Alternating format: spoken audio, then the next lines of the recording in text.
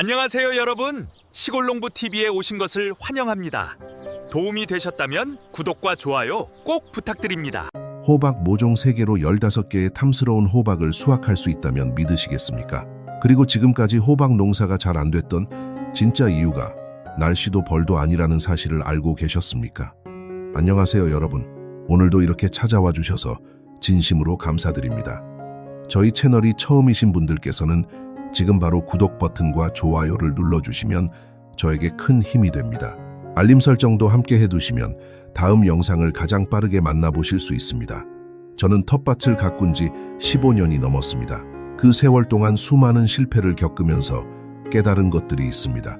오늘은 그 경험을 여러분과 빠짐없이 나눠드리려 합니다. 호박은 된장찌개에서 호박전까지 우리 밥상에서 빠질 수 없는 채소입니다. 그런데 막상 텃밭에 심으면 잎만 무성하고 열매는 잘 달리지 않거나 어렵게 달린 열매가 도중에 떨어져 버리는 경우가 너무 많습니다. 많은 분들이 그 원인을 날씨 탓, 벌 탓으로 돌리십니다. 하지만 제가 수십 번의 계절을 텃밭에서 보내면서 깨달은 것은 원인의 대부분이 모종을 심는 바로 그날부터 시작된다는 것입니다. 흙을 어떻게 만드느냐, 거름을 언제 어떤 성분으로 주느냐, 줄기를 어떻게 다듬느냐에 따라 똑같은 모종 3개로도 결과는 완전히 달라집니다. 오늘 영상에서는 구덩이 준비부터 거름 관리, 순지르기, 인공수분, 식물이 보내는 신호를 읽는 법, 병해충을 자연의 방식으로 다스리는 법, 그리고 수확 후 맛을 더욱 끌어올리는 보관 방법까지 처음부터 끝까지 하나도 빠짐없이 말씀드리겠습니다. 끝까지 함께 해주시면 올가을 텃밭에서 반드시 변화를 느끼실 수 있을 것입니다. 그럼 지금부터 본론으로 들어가겠습니다. 첫 번째로 말씀드릴 것은 많은 분들이 그냥 지나치는 부분인데 사실 호박 농사의 성패가 여기서 거의 결정된다고 해도 과언이 아닙니다. 바로 구덩이를 만드는 방법입니다. 호박 구덩이를 왜 그렇게 넓고 깊게 파야 하는지 정확히 알고 계십니까? 그냥 어른들이 그렇게 하셨으니까 따라 하신다는 분들이 많은데 사실 거기에는 아주 중요한 이유가 있습니다. 호박은 텃밭에서 키우는 채소 중에서 거름을 가장 많이 필요로 하는 작물입니다. 봄에 심어서 가을까지 수확하는 동안 끊임없이 많은 양분을 땅에서 빨아들여야 하기 때문에 처음 구덩이를 팔 때부터 그 양분을 충분히 담아두어야 합니다. 깊이는 약 50cm, 너비는 약 60cm 정도가 적당합니다. 이 크기가 과하다고 느끼실 수도 있지만 이것은 한철 내내 호박을 먹여 살릴 거름 창고를 만드는 작업이라고 생각하시면 됩니다. 그런데 구덩이를 파기 전에 반드시 해두셔야 할 일이 하나 있습니다. 바로 흙의 산도를 맞춰주는 일입니다. 호박은 토양의 산도가 6.0에서 6.8 사이일 때 뿌리가 양분을 가장 효율적으로 흡수합니다. 이 범위를 벗어나면 거름을 아무리 많이 넣어도 뿌리가 제대로 흡수하지 못합니다. 정식하기 약 2주 전에 고토석회와 완숙퇴비를 밭 전체에 넣고 잘 섞어주시면 됩니다. 전문적인 기준으로는 10제곱미터당 석회를 최소 100g, 완숙퇴비를 3kg에서 4kg 정도 넣어주는 것이 이상적입니다. 이 한 가지 준비만으로도 수확량이 눈에 띄게 달라집니다. 많은 분들이 이 단계를 그냥 넘기시는데 사실 이것이 호박 농사의 첫 번째 열쇠입니다. 이제 구덩이 안으로 들어가 보겠습니다. 잘 부숙된 퇴비를 구덩이 맨 아래에 넉넉하게 깔아주십시오. 그리고 그 위에 반드시 흙을 최소 15cm 이상 두툼하게 덮어주셔야 합니다. 왜 그냥 바로 모종을 심으면 안 되느냐고 물으시는 분들이 계십니다. 그 이유는 가스 피해 때문입니다. 퇴비가 분해되는 과정에서 암모니아 가스와 메탄 가스가 발생하는데 이것이 어린 뿌리에 직접 닿으면 뿌리가 타버립니다. 흙을 두껍게 덮어주면 그 흙이 완충제 역할을 해줍니다. 모종을 심은 뒤 약 20일이 지나면 뿌리가 서서히 그 구역까지 뻗기 시작하는데 그때쯤이면 가스는 이미 충분히 빠져나간 상태이기 때문에 안전하게 양분을 흡수할 수 있습니다. 또한 호박의 뿌리는 아래로 깊이 내려가지 않고 옆으로 넓게 뻗는 천근성입니다. 그래서 구덩이 양옆에도 잘 부숙된 퇴비를 미리 넣어두시면 3주에서 4주 후에 뿌리가 그쪽으로 뻗어나가면서 스스로 양분을 빨아들입니다. 이것이 어릴 때 어른들이 호박 구덩이 옆에 따로 거름을 묻어두던 이유입니다. 한 가지 더 말씀드리겠습니다. 모종을 심기 일주일 전에는 반드시 모종을 실외해서 하루 몇 시간씩 적응시켜 주십시오. 갑자기 바깥 환경에 노출되면 생육 장애가 생기기 때문입니다. 그리고 땅의 온도가 최소 15도 이상이 되었을 때 심으셔야 뿌리가 제대로 활착됩니다. 마지막으로 배수에 대해서입니다. 호박은 물을 좋아하지만 뿌리가 물에 잠기는 것은 절대로 견디지 못합니다. 평지에 텃밭이 있으신 분들은 두둑을 최대한 높게 만들어 빗물이 고이지 않게 해주셔야 합니다. 물이 고이면 뿌리가 산소를 공급받지 못하고 한여름에 갑자기 포기가 쓰러지는 일이 생깁니다. 구덩이를 잘 만들었다면 이제 두 번째 핵심으로 넘어가겠습니다. 많은 분들이 모종을 심고 나서부터가 더 중요하다는 것을 모르고 계십니다. 저도 처음 몇 해는 구덩이에 거름을 충분히 넣었는데도 열매가 시원하게 달리지 않아서 그 이유를 한참 동안 찾았습니다. 그러다 깨달은 것이 있습니다. 거름을 얼마나 주느냐보다 언제 어떤 성분을 주느냐가 훨씬 더 중요하다는 것입니다. 잘못된 시기에 잘못된 성분을 주면 오히려 안 주는 것보다 못한 결과가 나옵니다. 호박의 생육 단계를 3단계로 나눠서 생각하시면 이 문제가 훨씬 쉽게 풀립니다. 첫 번째 단계는 모종을 심은 후 1주에서 3주 사이입니다. 이 시기는 뿌리가 새 땅에 자리를 잡는 시간입니다. 밑거름을 제대로 넣어두셨다면 이 시기에 추가로 거름을 줄 필요는 없습니다. 오히려 이때 질소 성분을 과하게 주면 잎과 줄기만 너무 무성해지고 나중에 꽃이 잘 달리지 않는 상황이 생깁니다. 이 시기에는 거름보다 물 관리에 더 신경을 쓰시는 것이 좋습니다. 두 번째 단계는 4주에서 6주 사이입니다. 이 시기가 호박 농사에서 가장 중요한 전환점입니다. 줄기와 잎을 키우던 에너지가 꽃을 피우고 열매를 맺는 방향으로 바뀌는 시기입니다. 이때도 질소를 계속 많이 주면 호박은 꽃보다 잎을 더 키우는 쪽을 선택합니다. 암꽃이 적게 달리거나 어렵게 달린 암꽃이 그냥 떨어져 버립니다. 이 시기에는 질소를 줄이고 칼리 성분을 늘려주셔야 합니다. 칼리는 꽃을 충실하게 만들고 착과율을 높여줍니다. 이 한 가지 변화만으로도 열매 수가 눈에 띄게 달라집니다. 세 번째 단계는 6주 이후부터 수확까지입니다. 열매가 달리기 시작하면 이제 호박은 그 열매를 키우는데 모든 에너지를 씁니다. 이 시기에 칼리를 충분히 공급해주면 열매 안에 당분과 전분이 잘 축적되어 맛이 달고 단단하며 오래 보관할 수 있는 호박이 됩니다. 웃거름은 총 4번에 나누어서 주시는 것이 좋습니다. 1차는 정식 후 2주, 2차는 첫 암꽃에 착과된 직후, 3차는 2차로부터 15일 후, 4차는 3차로부터 15일 후입니다. 거름을 줄 때는 처음에는 모종에서 약 30cm 떨어진 곳에 주고 횟수를 거듭할수록 점점 더 멀리 바깥쪽으로 옮겨가며 주십시오. 이것은 뿌리가 뻗어나가는 방향을 따라가는 방식으로 뿌리가 거름을 자연스럽게 만날 수 있도록 유도하는 것입니다. 한 가지 중요한 경고도 드려야 합니다. 같은 자리에 해마다 계속 호박을 심으시는 분들은 반드시 심기 전에 토양 검사를 한번 해보십시오. 여러 해 동안 거름을 넣다 보면 땅속에 염류가 쌓이는데 이것이 조용히 뿌리의 양분 흡수를 방해합니다. 겉으로 보기에는 멀쩡한데 열매가 적고 맛이 없다면 바로 이 염류 집적이 원인일 수 있습니다. 물 주기에 대해서도 한 말씀 드리겠습니다. 호박은 매일 정해진 양을 주는 것보다 흙의 상태를 보고 주시는 것이 훨씬 좋습니다. 손가락을 흙에 3cm에서 4cm 정도 꽂아보셔서 건조하게 느껴지면 그때 충분히 주시면 됩니다. 특히 두 시기에는 절대로 물이 부족해서는 안 됩니다. 꽃이 피고 열매가 맺히는 시기와 열매가 한창 커가는 시기입니다. 이 두 시기에 갑자기 물이 부족해지면 꽃이 떨어지거나 열매에 금이 가는 열과 현상이 생깁니다. 흙 준비, 단계별 거름, 그리고 물 관리까지 이 3가지를 제대로 맞추면 호박은 기대 이상으로 잘 자랍니다. 하지만 여기서 끝이 아닙니다. 다음 단계에서 말씀드릴 내용이 수확량을 또 한번 크게 바꿔놓을 것입니다. 거름도 잘 주고 물도 잘 줬는데 왜 열매가 이렇게 적게 달릴까 하고 의아하게 생각하신 적 있으십니까? 그 원인이 줄기 관리에 있다는 것을 아시는 분은 생각보다 많지 않습니다. 지금부터 말씀드릴 순지르기 기술 하나만 제대로 알아도 수확량이 최대 80%까지 늘어날 수 있습니다.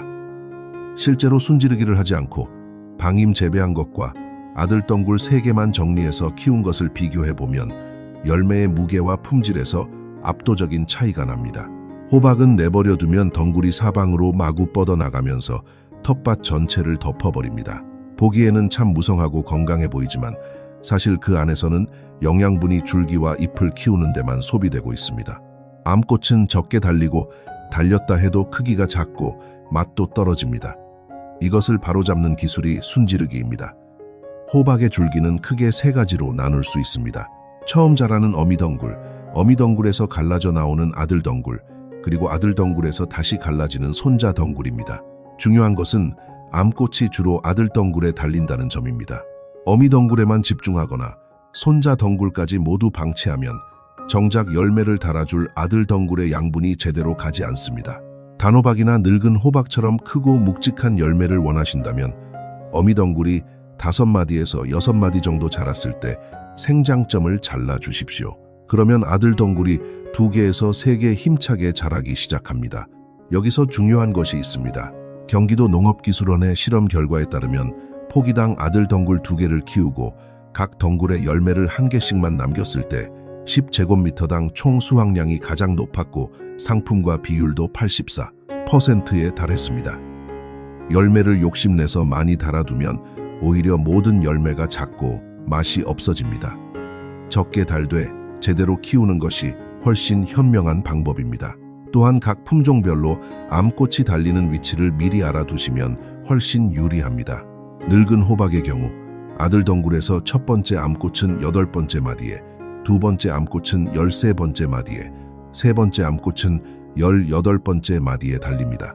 이것을 알고 있으면 언제쯤 꽃이 피고 열매가 달릴지 미리 예측할 수 있어서 수분 준비와 거름 시기를 훨씬 정확하게 맞출 수 있습니다. 반대로 애호박처럼 어리고 부드러운 상태로 계속 수확하려면 어미덩굴은 그대로 두고 약하거나 불필요한 아들덩굴과 손자덩굴만 골라서 제거해 주시면 됩니다. 꾸준히 수확해 주는 것 자체가 새로운 꽃을 계속 피우도록 자극하는 역할을 합니다.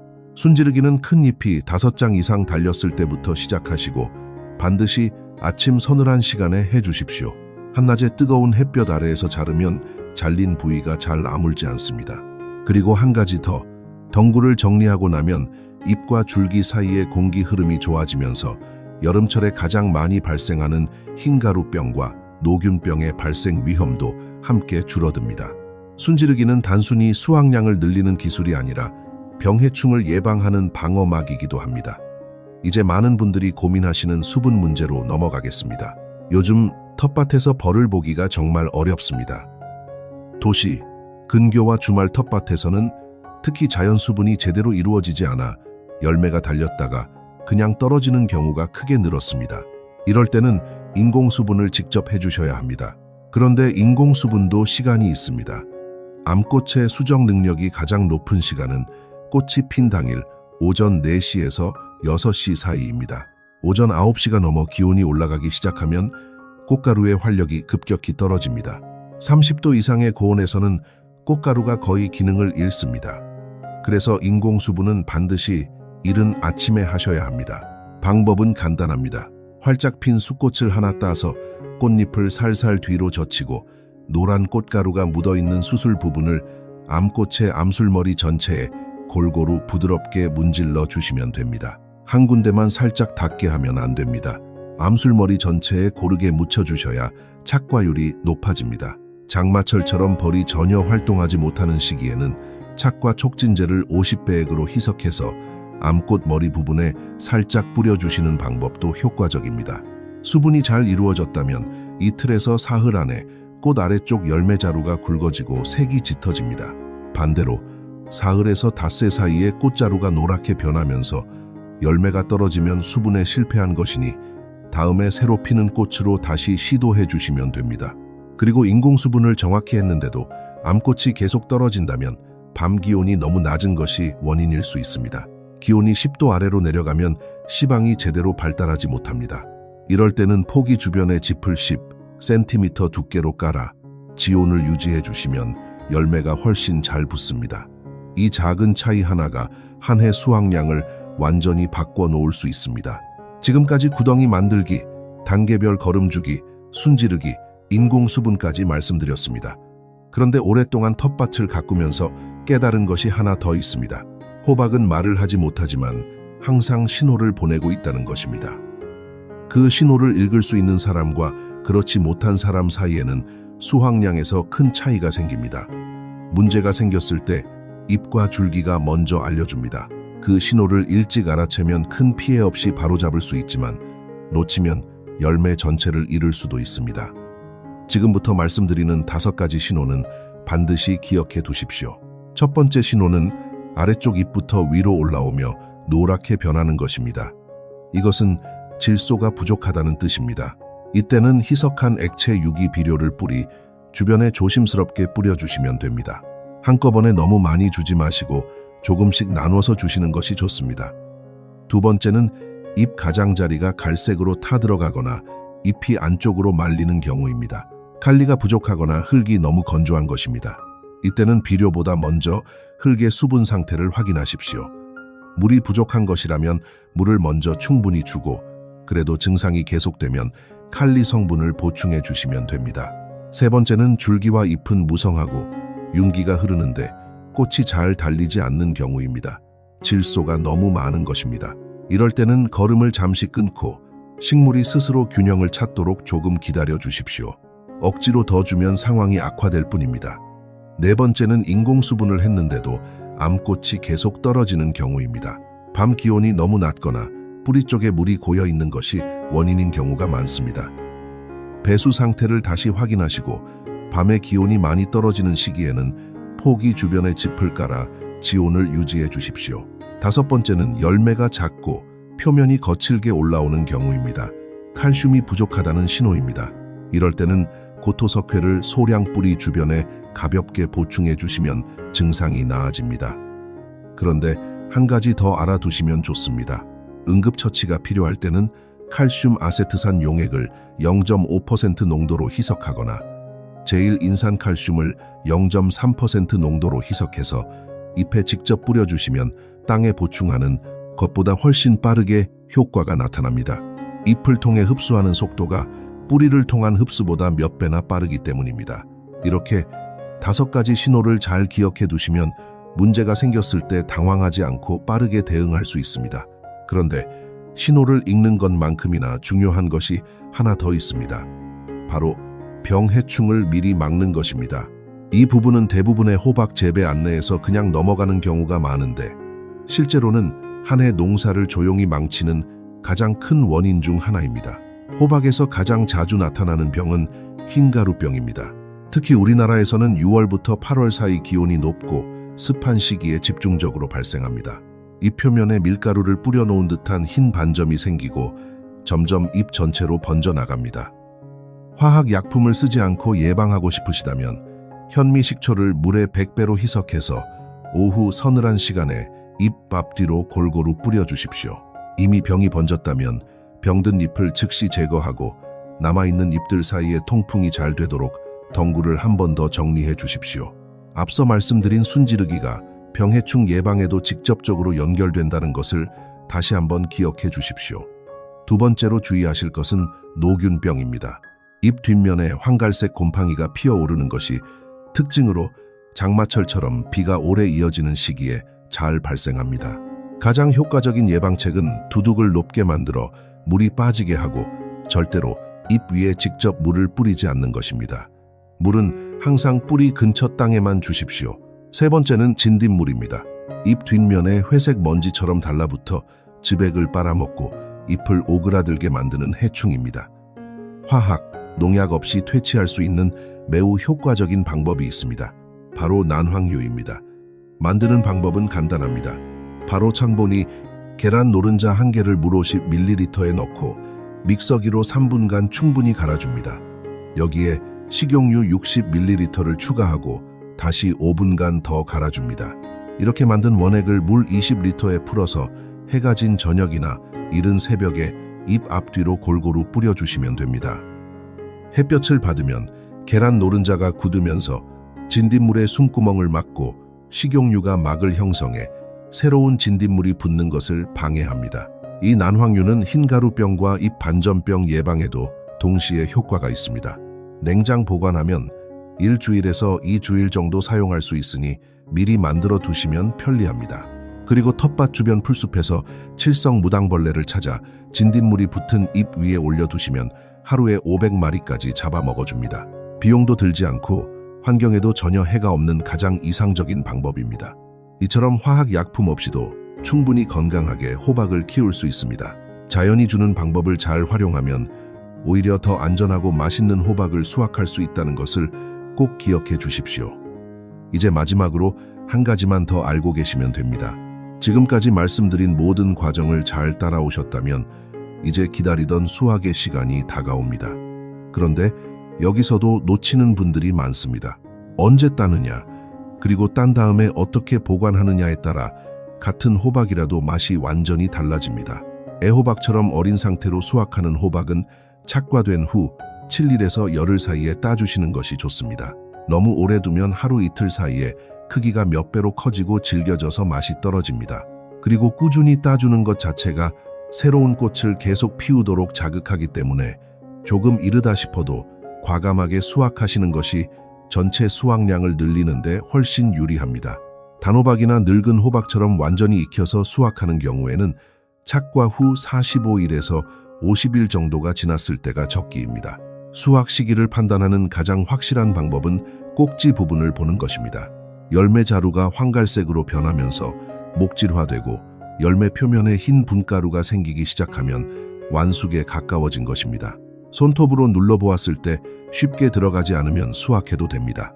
수확할 때는 반드시 가위나 칼을 이용해서 줄기를 5cm에서 10cm 정도 남기고 자르십시오. 줄기를 너무 짧게 자르면 보관 중에 그 부위부터 부패가 시작될 수 있습니다. 여기서 많은 분들이 모르시는 중요한 단계가 하나 있습니다. 바로 수확 후 후숙 과정입니다. 특히 단호박은 수확 직후 바로 드시는 것보다 통풍이 잘 되는 그늘진 실내에서 온도 25도, 습도 70에서 80%를 유지하며 일주일 정도 큐어링 과정을 거치면 껍질이 단단해지고 내부의 전분이 당으로 천천히 전환되면서 단맛이 훨씬 깊어집니다. 그 후 12도에서 13도의 서늘한 곳에서 보관하시면 오랫동안 신선하게 드실 수 있습니다. 시장에서 파는 단호박이 텃밭에서 바로 딴 것보다 더 달게 느껴지는 이유가 바로 이 후숙 과정 때문입니다.